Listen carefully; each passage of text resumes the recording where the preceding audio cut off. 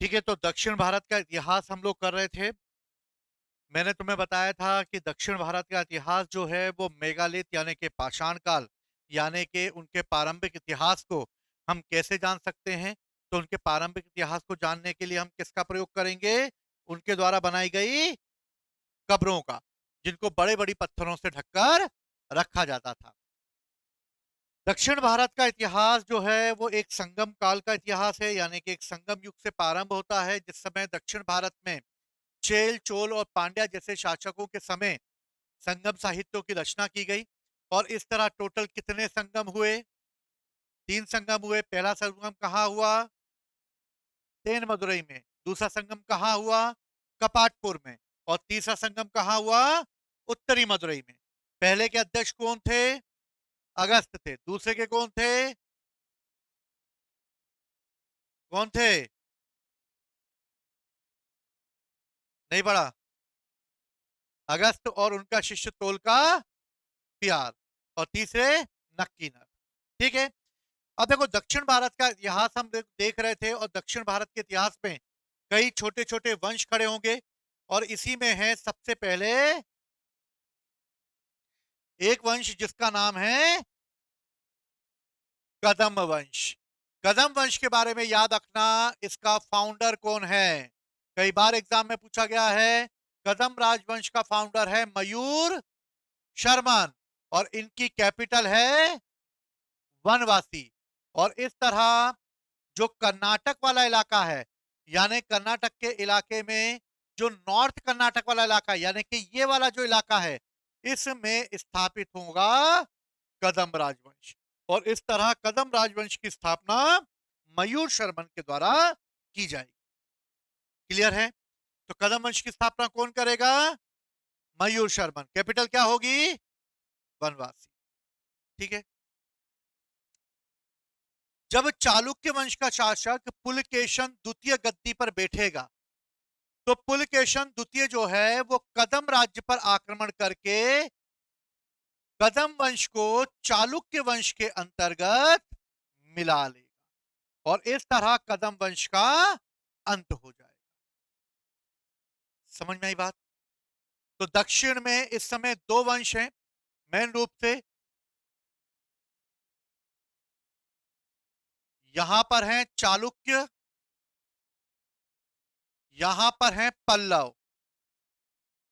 यहां पर कदम वंश है, जिसको किससे मिला लिया?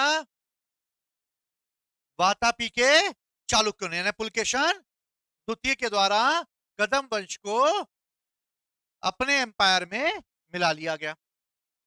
एक और वंश है गंग वंश। गंग वंश की अगर बात की जाए तो गंग दो हैं। एक है वेस्टर्न गंग और एक है ईस्टर्न गंग। जो वेस्टर्न गंग है वो कहां पर है? तो वेस्टर्न गंग जो है वो दक्षिणी कर्नाटका में है। यह है वेस्टर्न गंग। और उड़ीसा वाले एरिया में जो गंग है यह है ईस्टर्न गंग। ये जो गंग शासक हैं यही उड़ीसा के पुरी मंदिरों का निर्माण करवाएंगे। उड़ीसा में जगन्नाथपुरी का मंदिर, ये गंग शासकों के द्वारा यहां पर बनाया जाएगा।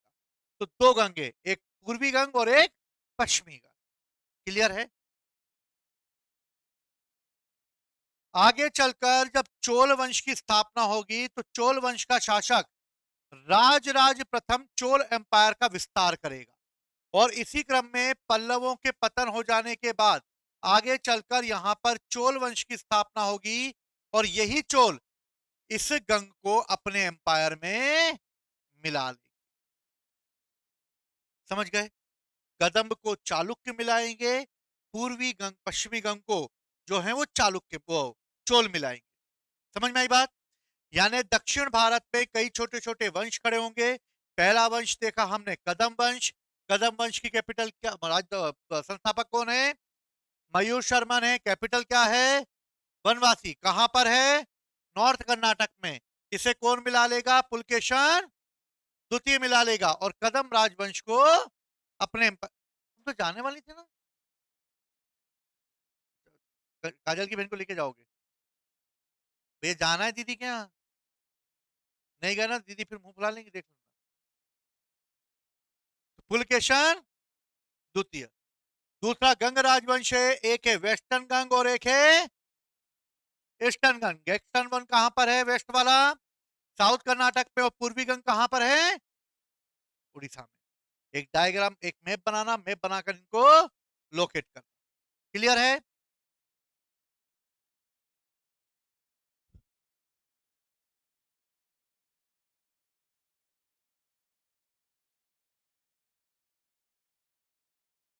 अब देखो, दक्षिण भारत में एक इतिहास चालू होगा जिसको कहते हैं हम, मुन्ना मुझसे क्यों खपा रहता है यार?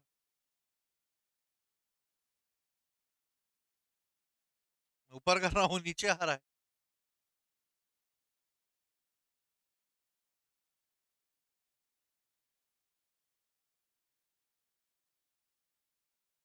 एक इतिहास चालू होगा जिसको हम कहते हैं पल्लव चालुक्य संघर्ष। क्या कहते हैं इसको हम लोग? पल्लव चालुक्य संघर्ष। दक्षिण भारत में एक दौर चालू होगा जो कि एक लंबे इतिहास, नीचे नहीं आ रहा, बस थांबा भाई थांबा। तो क्या चालू होगा? एक पल्लव चालुक्य संघर्ष चालू होगा। पल्लव चालुक्य संघर्ष जो है वो बेसिकली साउथ में जब गुप्तों के समय ही एक वाकाटक वंश हुआ करता था, यानी इस समय दक्षिण में वाकाटक वंश थे। और वाकाटक वंश जो इस एरिया में था, इस वाकाटक वंश का पतन हो गया। और वाकाटक पतन के बाद वहां पर एक नया वंश खड़ा हुआ जिसको कहा गया चालुक्य वंश। यानी यहां पर वाकाटकों के बाद कौन से वंश आ गया? चालुक्य आ गया, जिससे गंगों को मिलाया था। ठीक है, ठीक है, समझ में आई बात? दूसरी इंपॉर्टेंट चीज, 500 से लेके 750 एडी तक, लगभग 250 वर्षों तक एक संघर्ष चला है जिसको कहा जाता है पल्लव चालुक्य संघर्ष। और दक्षिण भारत में पल्लव चालुक्यों के बीच एक प्रकार से युद्ध होगा। क्यों होगा? तो कृष्णा तुंगभद्रा नदी के दोआब पर कब्जा करने के लिए होगा। क्योंकि यहां पर कृष्णा नदी है, और कृष्णा नदी और तुंगभद्रा नदी का जो बीच का एरिया है वो बहुत ही उपजाऊ एरिया है। और इस उपजाऊ एरिया पर कब्जा करने के लिए ये चालुक्य और पल्लव आपस में भिड़ जाएंगे, क्योंकि जमीन उपजाऊ है और यहाँ पर खेती ज्यादा होती है, रिसोर्सेज ज्यादा है। इसलिए दोनों राज्य चाहते हैं कि उनका अधिकार इस राज्य पर बन जाए। ठीक है, और पल्लव चालुक्य संघर्ष प्रारंभ होगा। कृष्णा और तुंगभद्रा नदी का जो एरिया है उसको लेकर पल्लव और चालुक्य आपस में उलझ जाएंगे। और इस तरह दक्षिण में ये स्थिति पैदा होगी। अगर दक्षिण में हम देखें तो इस समय दक्षिण की कंडीशन क्या है? ये है चालुक्य डायनेस्टी। कौन सी डायनेस्टी है? चालुक्य डायनेस्टी। वाकाटकों के बाद ये चालुक्य डायनेस्टी आई। और नीचे ही है पल्लव एम्पायर। क्या है नीचे? और ये जो एरिया है, इस एरिया के लिए लड़ेंगे पल्लव और चालुक्य। समझ में आई कहानी? पल्लव चालुक्य किसके लिए लड़ेंगे? अब हम एक एक करके इन वंशों के बारे में देखें। सबसे पहले बादापी के चालुक्य या बादामी के चालुक्य। सबसे पहले अगर हम बात करें तो बादामी या वातापी के चालुक्य शासक होंगे। वातापी के चालुक्य शासकों की अगर बात की जाए तो ये बादामी इसलिए क्योंकि इन्हें वातापी भी कहा जाता है, बादामी या फिर वातापी। और क्योंकि वातापी इनकी कैपिटल है इसलिए इन्हें वातापी के चालुक्य। रिसोर्सेस क्या है हमें इस वंश के बारे में जानने के लिए? तो हमारे पास है पुलकेशन द्वितीय का एहोल इंस्क्रिप्शन। क्या है हमारे पास? एहोल अभिलेख। याद आया है एहोल? मैंने हर्षवर्धन के समय इसके बारे में बताया था कि उत्तर में जब वर्धन एम्पायर था और वर्धन एम्पायर का शासक हर्षवर्धन था, तो हर्षवर्धन जब साउथ की ओर बढ़ रहा था तभी दक्षिण से चालुक्य शासक पुलकेशन द्वितीय ने उसे रोकने के लिए उससे युद्ध लड़ा। और जब दोनों के बीच युद्ध हुआ तो उसमें पुलकेशन द्वितीय की जीत हुई। और दोनों राज्यों की सीमा किसको बनाया गया? नर्मदा नदी को, और इस तरह रेवा नदी दोनों राज्यों की सीमा बनी। पुलकेशन द्वितीय के एहोल अभिलेख को जिसको किसने लिखा है? रवि कीर्ति के एहोल अभिलेख में हमें जिसकी भाषा संस्कृत है और लिपि जो है जिसकी वो है साउथ ब्राह्मी, इसमें हमें ये जानकारी मिलती है कि इस समय दक्षिण में अगर कोई महत्वपूर्ण चालुक्य वंश है तो वो है वातापी के चालुक्य, और उसका महान शासक है अभी पुलकेशन द्वितीय। क्लियर है कहानी? हर्षवर्धन को पुलकेशन द्वितीय ने युद्ध में पराजित कर दिया, जिसकी जानकारी हमें एहोल अभिलेख से मिलती है, और इसमें यह सूचना मिलती है कि इस अभिलेख में रवि कीर्ति अपनी तुलना कालिदास से करता है। किससे करता है? कालिदास से करता है। देखो, वर्तमान में हम लोग करेंट इशू पर टॉपिक की वीडियो बना रहे हैं। इन करेंट के जो टॉपिक हैं ये अब तुम्हारे टेस्ट में भी पूछे जाएंगे, ठीक है? तो इन वीडियो को तुम्हें देखना होगा, इससे क्वेश्चंस हम उसमें जो भी हमने लेक्चर दिया उसमें से पूछेंगे, जिससे तुम्हें नेशनल इशू भी या इंटरनेशनल इशू भी पता रहे। समझ गए बात को? करंट अफेयर्स की क्लासेस भी चालू है तुम्हारी, उसको भी तुम्हें देखना है, उसमें से भी हम क्वेश्चन पूछेंगे। समझ गए बात को? तो मेलोडी खाओ और खुद जान जाओ। समझ गए? तो भैया हर्षवर्धन को किसने हरा दिया? पुलकेशन द्वितीय ने। पुलकेशन द्वितीय ने हर्षवर्धन को हरा के उसको कितनी किस ओर धकेल दिया? नॉर्थ की ओर धकेल दिया, और इस तरह दोनों की सीमा क्या बन गई? नर्मदा नदी। और नर्मदा नदी को किस नाम से जाना जाता था? रेवा। किसके नाम से जाना जाता था? ईरानी एक इतिहासकार है जिसका नाम है ताबरी। कौन है ईरानी इतिहासकार? जो कि अपने ईरानी शासक खुसरो द्वितीय और पुलकेशन द्वितीय के बीच होने वाले पॉलिटिकल रिलेशन की सूचना देता है, और वो बताता है कि ईरान के शासक खुसरो के साथ चालुक्य शासक पुलकेशन द्वितीय के अच्छे संबंध थे। दोनों के चित्रों को भी साथ में दिखाया गया है, और ईरानी राजदूतों का स्वागत करते हुए पुलकेशन द्वितीय को अजंता की गुफाओं में पेंटिंग बनाई गई है, जिसमें यह दिखाया गया है कि पुलकेशन द्वितीय ईरानी राजदूतों का स्वागत कर रहा। समझ में आई बात? ईरानी जो गवर्नर्स या जो राजदूत आए वहां से उनका स्वागत करते, या व्यापारिक मतलब मंडल जो आया उस व्यापारिक मंडल का वो स्वागत करते हुए दिखाया जा रहा है। ठीक है ना? लोग ईरान से आए होंगे, पुलकेशन द्वितीय स्वागत कर रहा होगा उसका। समझ गए? कभी खुशी कभी गम वाला वो। समझ गए? तो ईरानी शासक ताबरी किसके बारे में बताता है?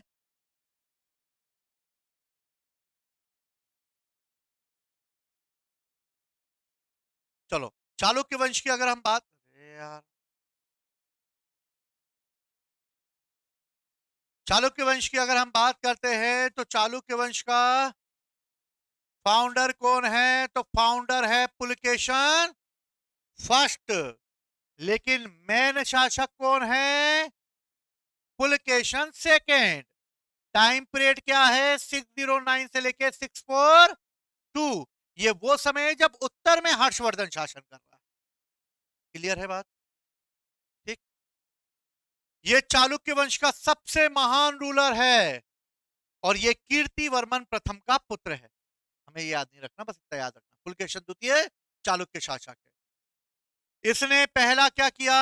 हर्षवर्धन को पराजित किया, और हर्षवर्धन को पराजित कर दक्षिणेश्वर या परमेश्वर की उपाधि धारण की, यानी दक्षिण में इसके जैसा कोई राजा नहीं है।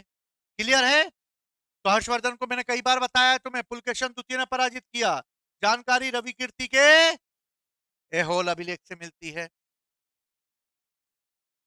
चालुक्य शासक पुलकेशन द्वितीय ने कृष्णा और गोदावरी के बीच के एरिया को जीत लिया, और बीच के एरिया को जीतकर उसने वेगी का जो क्षेत्र है उस पर अधिकार कर लिया, और वेगी के क्षेत्र पर अधिकार करके अपने भाई विष्णुवर्धन को वहां पर उससे नियुक्त कर दिया, और इस तरह वेगी के चालुक्य वंश की स्थापना हुई, जिसका फाउंडर होगा विष्णुवर्धन।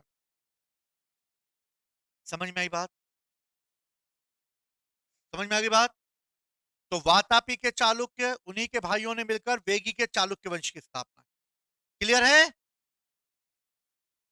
और इस तरह वेगी के चालुक्य वंश की क्या पड़ गई? नींव पड़ गई।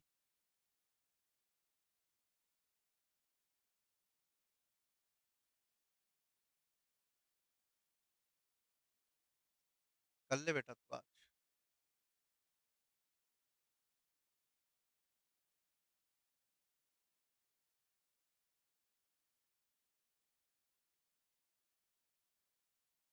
देख मान जा, देख। अरे यार,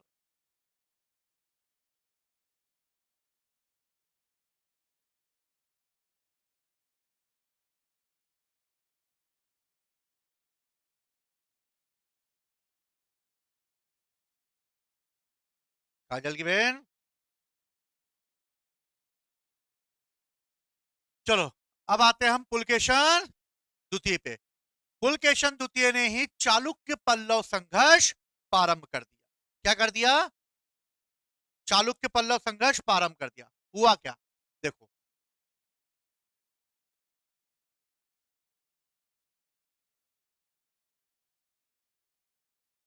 इस समय क्या है? चालुक्य शासक कौन है? पुलकेशन द्वितीय है। और पल्लव शासक है महेंद्र वर्मन प्रथम। कौन है?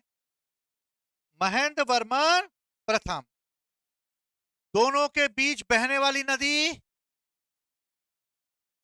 नर्मदा कहां से आई है? कृष्णा, तुंगभद्रा वाला इलाका, जिसको लेकर दोनों आपस में उलझेंगे। ऊपर कौन शासन कर रहा है अभी? हर्षवर्धन। कौन कर रहा है? हर्षवर्धन। अब देखो कहानी क्या हो। तीनों शासक समझ में आ गए। ऊपर वर्धन हर्षवर्धन, चालुक्य शासक पुलकेशन द्वितीय, नीचे पल्लव शासक महेंद्र वर्मा। ठीक है। पुलकेशन को पल्लव शासकों को पराजित करके पल्लव राज्य पर अधिकार करना है और कृष्णा तुंगभद्रा का एरिया अपने एम्पायर में मिलाना है। समझ में आ रहा साउथ का इतिहास? टफ तो नहीं लग रहा? वो मोतियाबिंद हो जाता है ना कभी कभी, तो इसी वजह से वो दूर का दृष्टि जो है दिखाई नहीं देती। नहीं दिखाई दे रहा? येलो नहीं दिख रहा? कलर बताओ ना, येलो नहीं दिख रहा है। तुमने तो कुछ नहीं दिख रहा, मैं भी नहीं दिख रहा, मतलब ये मैंने बटन दबा दिया, मिस्टर इंडिया बन गया मैं। हैं? बोल दिया। ये काजल की बहन जैसी बात कर दी है ना। तो भैया अब दिखा, दिखा हर्षवर्धन। तो क्या होगा? पुलकेशन द्वितीय को महेंद्र वर्मन को पराजित करना, इसलिए वो किसको पहले पराजित करेगा? और हर्षवर्धन को पराजित करके दोनों राज्यों की सीमा क्या बना देगा? हर्षवर्धन अब दक्षिण की ओर, अब खुला एम्पायर उसके सामने। अब पुलकेशन द्वितीय अटैक करेगा पल्लव शासक महेंद्र वर्मन प्रथम पर। महेंद्र वर्मन एक सांस्कृतिक राजा है, एक साहित्यिक राजा है, एक लड़ाई झड़ाई करना उसके उसमें नहीं है, वो एकदम शांति प्रिय राजा है। पुलकेशन द्वितीय आक्रमण करेगा और महेंद्र वर्मन पराजित हो जाएगा और इस युद्ध में महेंद्र वर्मन की मृत्यु हो जाएगी। महेंद्र वर्मन की मृत्यु हो जाने के बाद उसका बेटा नरसिंह वर्मन प्रथम गद्दी पर बैठेगा और युद्ध भूमि में निर्णय लेगा कि जब तक वो पुलकेशन द्वितीय को पराजित नहीं कर देगा चैन से नहीं बैठेगा। और नरसिंह वर्मन प्रथम अटैक कर देगा पुलकेशन द्वितीय को और पुलकेशन द्वितीय को पराजित करके उसकी राजधानी वातापी को जला देगा और वातापी को जलाकर उस राजधानी को जलाने के उपलक्ष्य में नरसिंह वर्मन प्रथम वातापी कोंड की उपाधि धारण करेगा। किसकी उपाधि धारण करेगा? वातापी कोंड। और इस तरह वो अपने पिता की मृत्यु का बदला ले। दक्षिण भारत में ये होगा। चालुक्य शासक कमजोर पड़ जाएंगे और चालुक्य शासकों को पराजित करके पल्लव शासक एक ऐसे मंदिरों की, यानी पल्लवों ने बहुत मंदिर बनवाए, जैसे पल्लव कालीन मंदिरों के नाम से हम देखेंगे। आगे चलकर चालुक्यों का एक शासक होगा जिसका नाम होगा विक्रमादित्य सेकेंड। ये अपने चालुक्य वंश का बदला लेने के लिए पल्लव वंश पर आक्रमण करेगा बाद में आने वाले समय में। और जब विक्रमादित्य सेकंड आक्रमण करेगा तो पल्लवों की राजधानी कांची को जला देगा और कांची को जलाकर यह उपाधि धारण करेगा कांची कोंड। और इस तरह दोनों राज्य आपस में एक दूसरे के दुश्मन बने रहे और अपने पिताजी, दादा, चाचा, काका, नाना, पापा, बाबा, बाबा सबका बदला ले ले। और फिर ये दोनों ही वंश समाप्त हो गए। 250 वर्ष के। समझ में आई कहानी? अब इसको हम लिखे हुए रूप में देखते हैं। पुलकेशन द्वितीय ने चालुक्य पल्लव संघर्ष प्रारंभ कर दिया। बोलो तो हाउ। पल्लवों के इस समय जो सांस्कृतिक राजा था उसका नाम क्या था? महेंद्र वर्मन प्रथम। और उसे पराजित कर दिया पुलकेशन द्वितीय ने।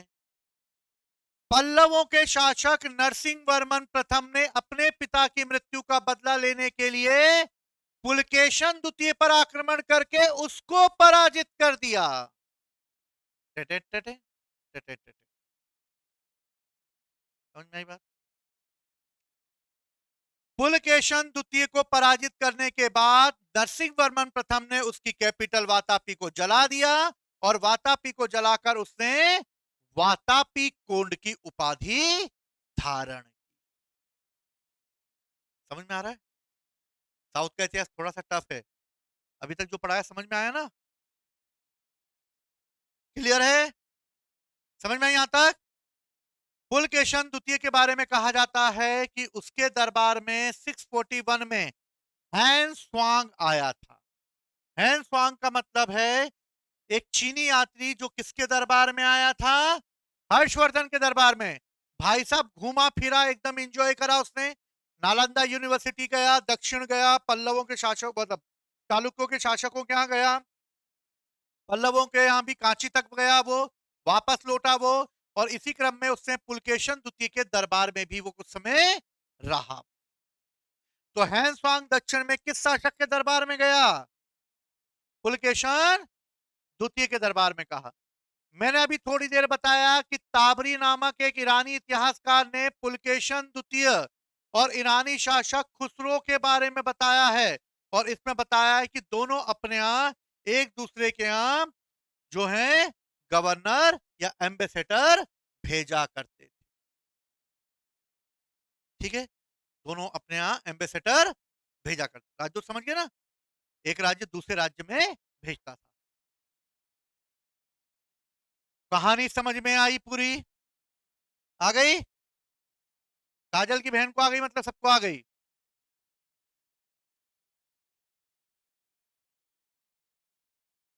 अजंता के गुफा चित्र में पुलकेशन द्वितीय का इन्हीं ईरानी फारसी राजदूतों का स्वागत करते हुए दिखाया गया है।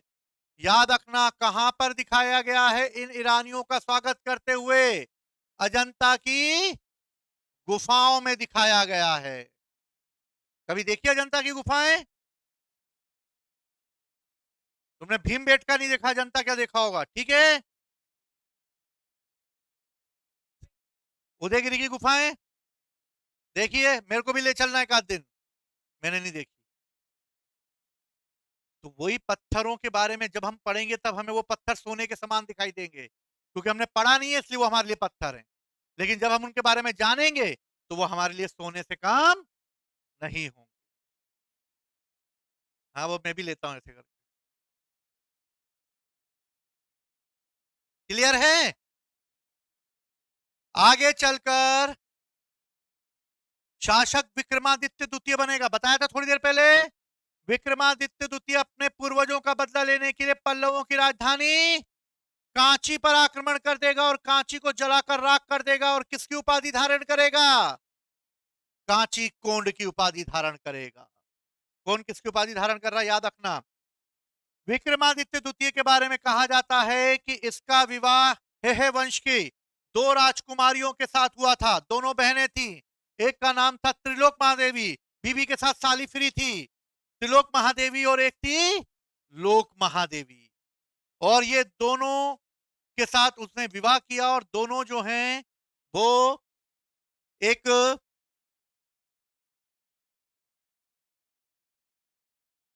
राजकुमारियां जो थी वो दोनों भगवान शिव की भक्त थी, और दोनों ने जो है दो मंदिर बनवाए पल्लव काल में, मतलब चालुक्य काल में। एक का नाम है त्रिलोकेश्वर मंदिर और एक का नाम है लोकेश्वर मंदिर। दोनों ने अपने नाम पे मंदिर बनवाए।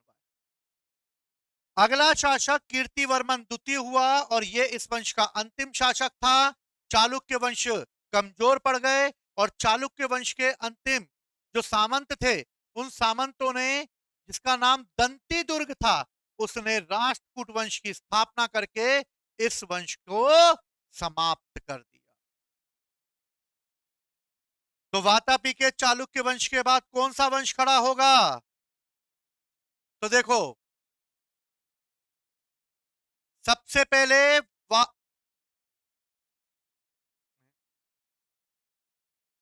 भैया सबसे पहले वातापी के चालुक्य, ये जाएंगे तो आएंगे राष्ट्रकूट। कौन आएंगे? राष्ट्रकूट। कौन राष्ट्रकूटों में कौन करेगा? दंती दुर्ग, याद रखना, पढ़ा चुका हूं पहले मैं। राष्ट्रकूट वंश का फाउंडर कौन था? दंती दुर्ग। राष्ट्रकूट जाएंगे तब आएंगे उत्तरवर्ती चालुक्य। कौन आएंगे? उत्तरवर्ती चालुक्य। समझ में आई बात? वातापी के चालुक्य वंश की स्थापना हुई, पुलकेशन प्रथम ने की, समाप्त हो जाएगा, राष्ट्रकूट वंश आएगा। राष्ट्रकूट वंश की स्थापना दंती दुर्ग करेगा, राष्ट्रकूट वंश समाप्त हो जाएगा। फिर उसके बाद एक छोटा सा वंश स्थापित होगा जिसको कहेंगे उत्तरवर्ती चालुक्य। क्लियर है? तो वातापी वंश का अंत हो गया और उत्तरवर्ती चालुक्य वंश की स्थापना। क्लियर है? समझ में आई बात?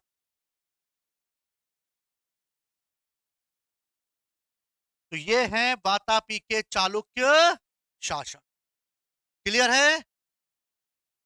सिंपल है, घर पे जाके एक बार पढ़ोगे, घर में मम्मी को सुनाओगे, भाई बहनों को सुनाओगे, तो उनको भी याद हो जाएगा, है ना? सुना मत देना गलती से, बहुत पिटोगे। क्या पढ़ा रहे हो ये?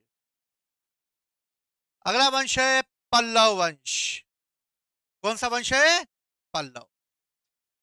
पल्लव वंश का फाउंडर है सिंह विष्णु। याद रखना, कौन है? सिंह विष्णु। ये किस धर्म का अनुयायी है? भगवान विष्णु का अनुयायी। इसलिए इसने मामल्लपुरम में वराह मंदिर का निर्माण करवाया भगवान विष्णु की याद में। तो मामल्लपुरम के वराह मंदिर किसने बनवाए? सिंह विष्णु ने बनवाए। ठीक है, बहुत बड़े मंदिर हैं मामल्लपुरम का वराह मंदिर, है ना? बहुत बड़े मंदिर हैं ये। इसके दरबार में एक विद्वान रहा करता था जिसका नाम था भारवी, और इसने एक पुस्तक लिखी है जिसका नाम है किरातुर्जुनीयम। तो किरातुर्जुनीयम रचना किसने लिखी? भारवी ने लिखी। किसने लिखी? भारवी। है ना? जब भी बुक्स आए ना उनको अलग लिखते चलना, ठीक है? चलो, अगला शासक हुआ महेंद्र वर्मन प्रथम। याद आया महेंद्र वर्मन प्रथम? पुलकेशन द्वितीय ने दक्षिण में जब पल्लव वंश पर आक्रमण किया तब पल्लवों का शासक कौन था? महेंद्र वर्मन प्रथम। यही होंगे आज से बाहुबली, महेंद्र बाहुबली। तो महेंद्र वर्मन प्रथम, और इसी के समय पल्लव चालुक्य संघर्ष प्रारंभ हो जाएगा, और पुलकेशन द्वितीय इसकी राजधानी कांची पर अटैक कर देगा, महेंद्र वर्मन पराजित हो जाएगा और उसकी मृत्यु हो जाएगी। लेकिन महेंद्र वर्मन एक साहित्यिक और शांति प्रिय राजा है, जिसने एक पुस्तक की रचना करी है जिसका नाम है मत विलास प्रहसन। तो याद रखना, महेंद्र वर्मन प्रथम ने कौन सी पुस्तक लिखी? मत विलास प्रहसन की रचना की है। यह पुस्तक उस समय के पुलिस और न्याय व्यवस्था में होने वाले भ्रष्टाचार को उजागर करती है, और यह कापालिक और भिक्षुओं की जीवन पद्धति पर भी व्यंग करती है। समझ में आई बात? पुलिस और न्याय व्यवस्था में बढ़ते हुए भ्रष्टाचारों पर व्यंग करती है। क्लियर है? समझ में आई बात?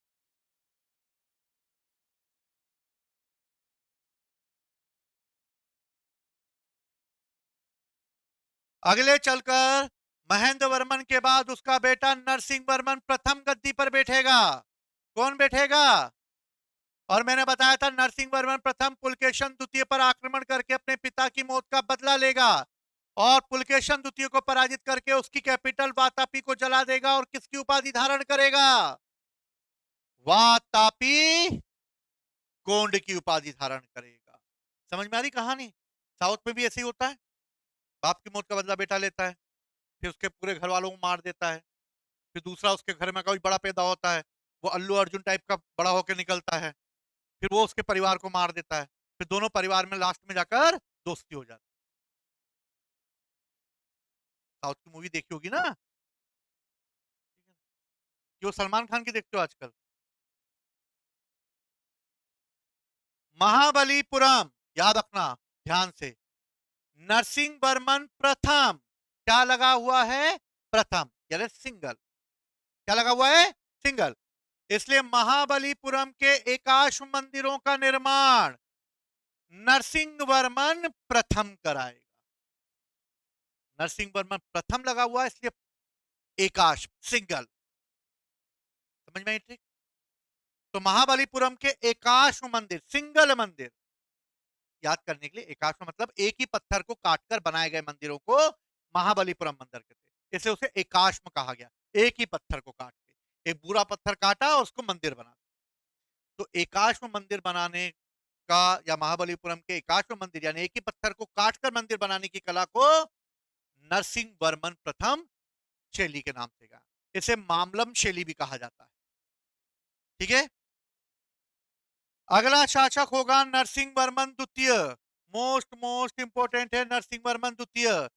नरसिंह वर्मन द्वितीय के बारे में याद रखना, कई बार एग्जाम में आया है।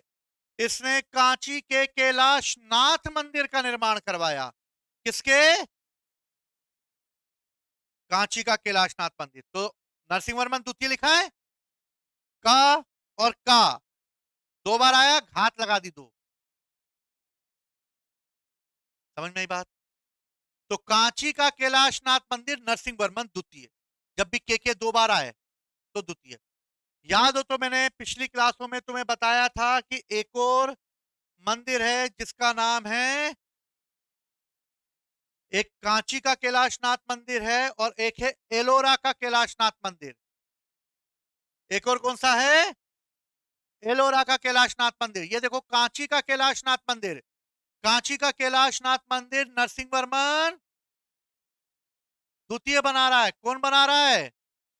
नरसिंह वर्मन द्वितीय, इसलिए दो बार का आया। याद रखा? यह है एलोरा का कैलाशनाथ मंदिर, और एलोरा का कैलाशनाथ मंदिर कृष्ण भीम प्रथम, गलत लिखा गया, कृष्ण प्रथम के द्वारा बनाया गया। किसके द्वारा? कृष्ण प्रथम। तो इसमें के तो एक ही बार आ रहा है, इसलिए इसमें भी एक बार आएगा।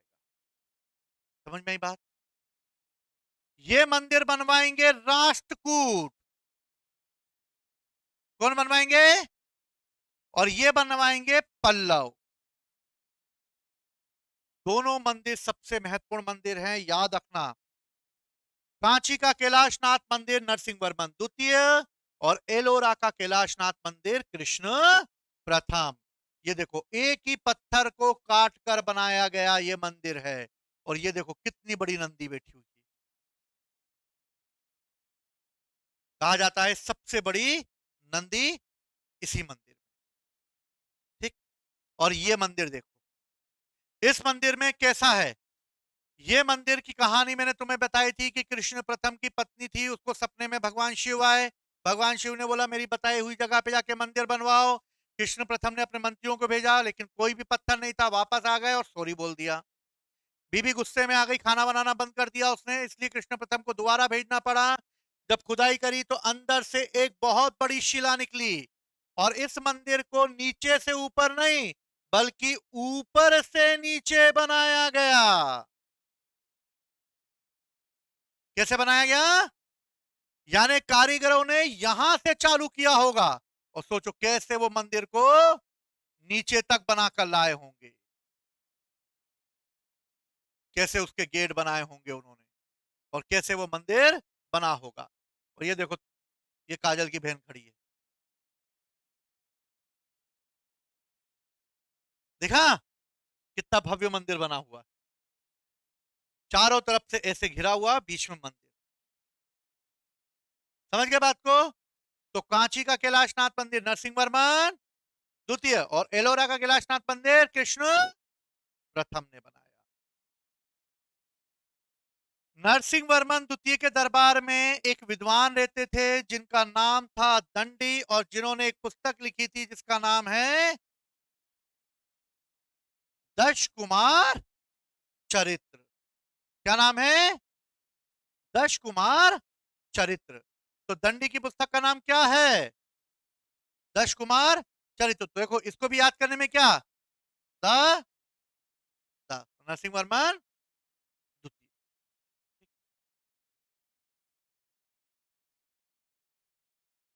नरसिंह वर्मन द्वितीय। ठीक है। अब नहीं जाएगा, अब मुझे पता था ना।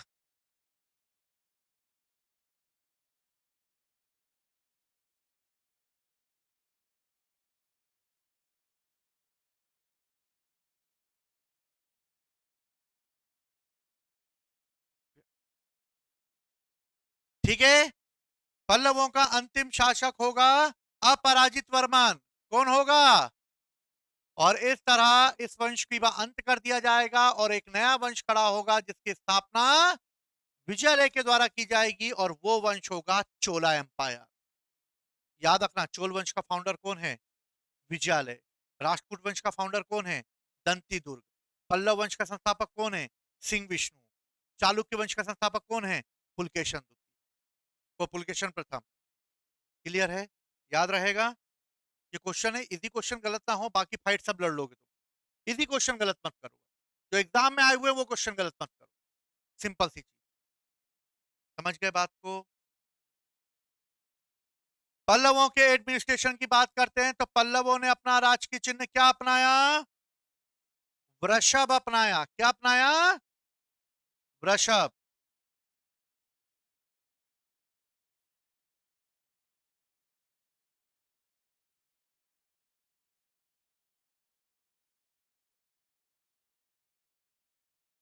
पल्लव आर्किटेक्ट की हम बात करते हैं, क्योंकि पल्लवों ने मंदिरों के निर्माण करवाए थे।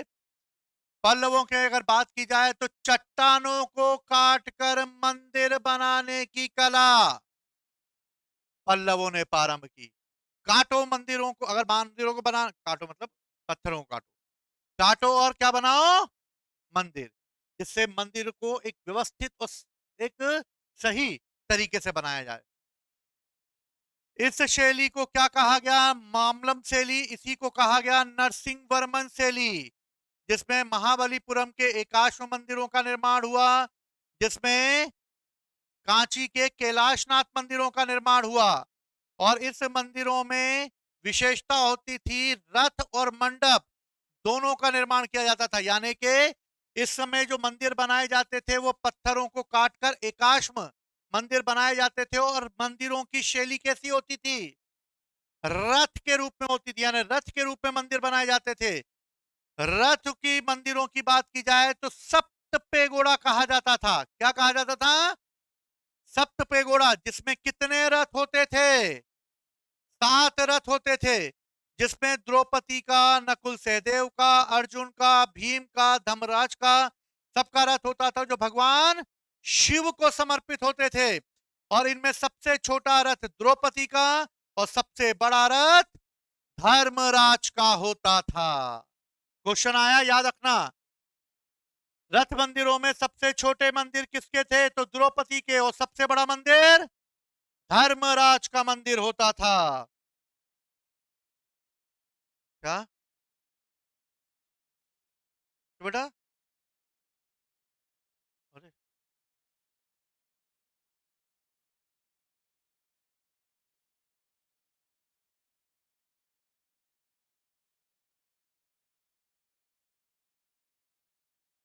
ये देखो, ये है रथ मंदिर। रथ बना हुआ है, ठीक। ये एक ही शिला को काटकर ये मंदिर बनाए गए। ये रथ शैली के बनाए गए मंदिर।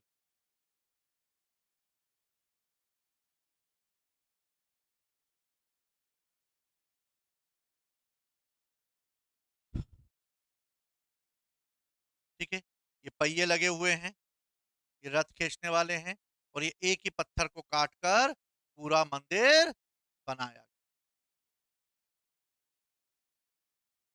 और पल्लव शासकों ने इस तरह के मंदिरों का निर्माण।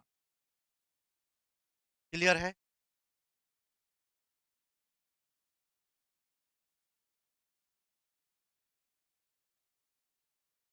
अब देखो, अगला वंश जो है वो है चोला एम्पायर। तो चोला एम्पायर को हम लोग कल करें। ठीक है, तो आज पल्लव चालुक्य याद कर लेना, थोड़ा पढ़ लेना, क्योंकि देखो क्या होता है कि चीजें याद करने में थोड़ा समय लगता है। तुम्हें आइंस्टीन नहीं हो तुम लोग, नॉर्मल इंसान हो, इसलिए नॉर्मल तरीके से उसको याद कर। ठीक है फिर, चलो, जय हिंद, जय